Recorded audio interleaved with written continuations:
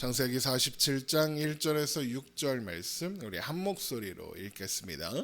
요셉이 바로에게 가서 고하여 이르되 내 아버지와 내 형들과 그들의 양과 소와 모든 소유가 가나안 땅에서 와서 고센 땅에 있나이다 하고 그의 형들 중 5명을 택하여 바로에게 보이니 바로가 요셉의 형들에게 묻되 너희 생업이 무엇이냐? 그들이 바로에게 대답하되 종들은 목자이온데 우리와 선조가 다 그러하니이다 하고 그들이 또 바로에게 고하되 가나안 땅에 기근이 심하여 종들의 양떼를 칠 곳이 없기로 종들이 이곳에 거류하고자 왔사오니 원하건대 종들로 고센 땅에 살게 하소서. 바로가 요셉에게 말하여 이르되 내 아버지와 형들이 내게 왔은즉 애굽 땅이 내 앞에 있으니 땅의 좋은 곳에 내 아버지와 내 형들이 거주하게 하되 그들이 고센 땅에 거주하고 그들 중에 능력 있는 자가 있거든 그들로 내 가축을 관리하게 하라. 아멘. 드디어 야곱과 요셉의 재회가 이루어졌고 야곱과 그의 가족들은 고센 땅으로 갔습니다. 이후에 요셉은 이 사실을 바로에게 고하고 또 고센 땅에 자신의 가족들을 살게 하는 것을 허가받기 위해서 형들 중 5명을 택하여 바로를 만나러 갔습니다. 창세기 47장 1절입니다.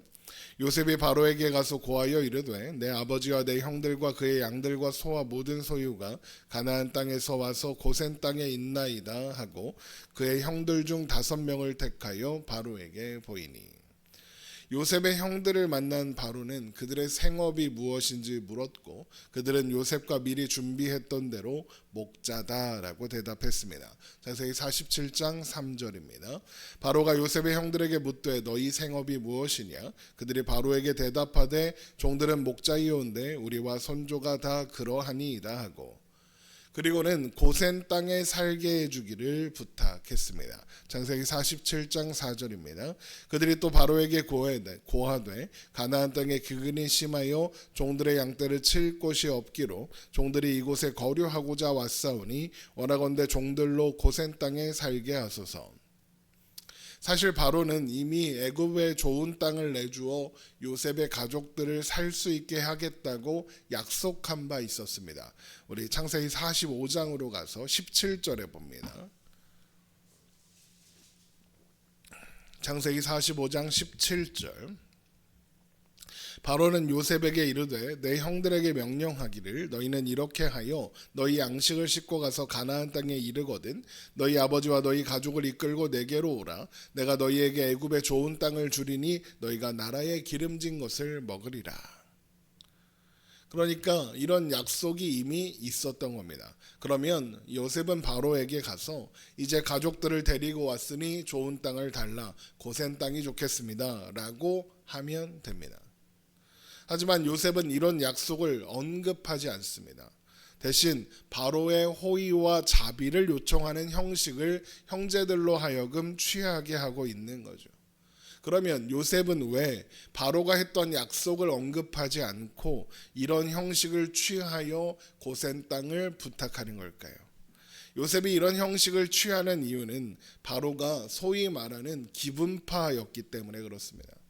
바로는 갑자기 측근들, 술 맡은 관원과 떡 맡은 관원을 감옥에 보내기도 하고 갑자기 사면하거나 또 사형시키기도 했던 사람입니다.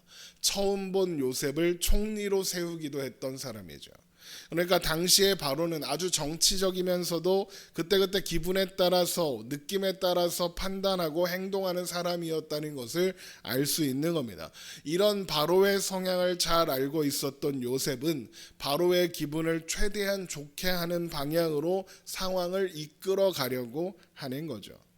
잘 생각해 보면 바로의 입장에서 애굽 내에 요셉의 개인적인 세력이 생기는 것은 그냥 좋기만 한 일은 아니라는 걸 알 수 있습니다. 요셉은 애굽의 2인자였고 바로에 필적하는 권력과 영향력을 가지고 있었거든요. 만약 그런 요셉이 독자적인 세력, 그것도 친족들을 중심으로 한 세력을 형성한다는 것은 요셉이 조금만 다른 마음을 먹는다면 바로를 몰아내고 바로의 자리를 차지할 가능성이 있다라고 판단할 수도 있는 겁니다. 그런데 만일 요셉이 아무리 자신이 약속했다 해도 당당하게 애굽의 좋은 땅을 요구한다, 그건 바로의 입장에서 요셉을 의심하지 않을 수 없게 만들 수 있다는 겁니다. 그래서 요셉은 치밀한 전략을 세우고 형들을 바로에게 데리고 간 것이고, 바로가 했던 약속이나 자신의 업적을 근거로 해서 거주할 땅을 요구하는 것이 아니라 바로의 은혜와 호의와 자비를 간청하는 형식으로 그것을 요구하게 되는 겁니다.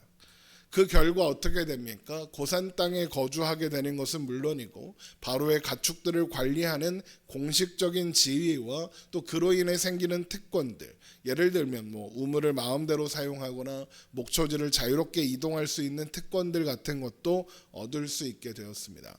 왕의 가축을 관리하는 관리가 되는 겁니다. 창세기 47장 5절입니다. 바로가 요셉에게 말하여 이르되 내 아버지와 형들이 내게 왔은즉 애굽 땅이 내 앞에 있으니 땅의 좋은 곳에 내 아버지와 내 형들이 거주하게 하되 그들이 고센 땅에 거주하고 그들 중에 능력 있는 자가 있거든 그들로 내 가축을 관리하게 하라.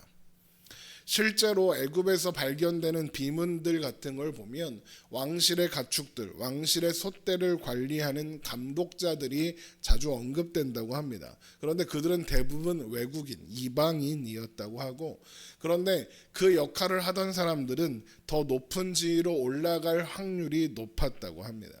그러니까 바로의 가축을 관리하는 역할을 맡는다라는 것은 원래라면 이방인이 누릴 수 없는 특권과 보호를 받을 수 있게 된다라는 것을 의미했다는 겁니다. 그러니까 고위 공무원이 되는 겁니다. 많은 신자들이 믿음으로 한다, 하나님이 도와주실 거다, 이렇게 이야기하면 뭔가 무턱대고 아무 생각 없이 해도 된다고 생각하는 경향이 있는 것 같습니다. 그래서 신자들을 상대하는 사람들이 뭐라고 이야기하냐면 나도 교회 다닙니다 라고 하면서 거기에서 일어나는 거래나 업무를 처리하려는 걸 보게 되죠. 그런데 신자들이 상대방이 교회를 다닌다 그러면 거기에서 일어나는 어떤 일이나 이런 것들을 꼼꼼히 보지 않습니다. 교회 다니는 사람이니까 믿고 하죠, 이런 말 얼마나 많이 합니까? 그런데 그러다가 뒤통수 맞는 사람이 얼마나 많은지 모릅니다. 교회 다닌다는 것이 그 사람이 정직하다는 걸 담보하지 않습니다.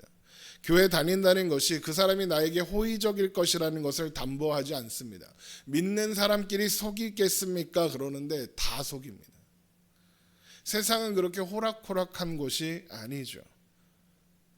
생각을 해야 되고 꼼꼼히 살펴야 합니다. 예수님께서도 우리가 사는 세상은 양이 이리 가운데 사는 것과 같으니 뱀같이 지혜롭고 비둘기같이 순결하라 하셨습니다. 마태복음 10장 16절입니다. 보라, 내가 너희를 보냄이 양을 이리 가운데 보냄과 같도다. 그러므로 너희는 뱀같이 지혜롭고 비둘기같이 순결하라. 하나님의 은혜로 한다, 믿음으로 한다, 이것이 아무 생각 없이 하는 걸 의미하는 게 아닙니다. 생각해야 하고 지혜로워야 하며 꼼꼼하게 따져봐야 합니다. 물론 자신의 이익을 위해서 남도 속여라, 계략을 이용해라, 그런 말이 아닙니다. 신자는 당연히 정직과 성실로 살아가야 합니다. 하지만 항상 생각하고 지혜로워야 한다는 겁니다. 지혜가 부족하다면 모든 사람에게 후히 주시고 꾸짖지 아니하시는 하나님께 구하면 됩니다. 하나님께서 그러면 주시겠다고 약속하셨습니다.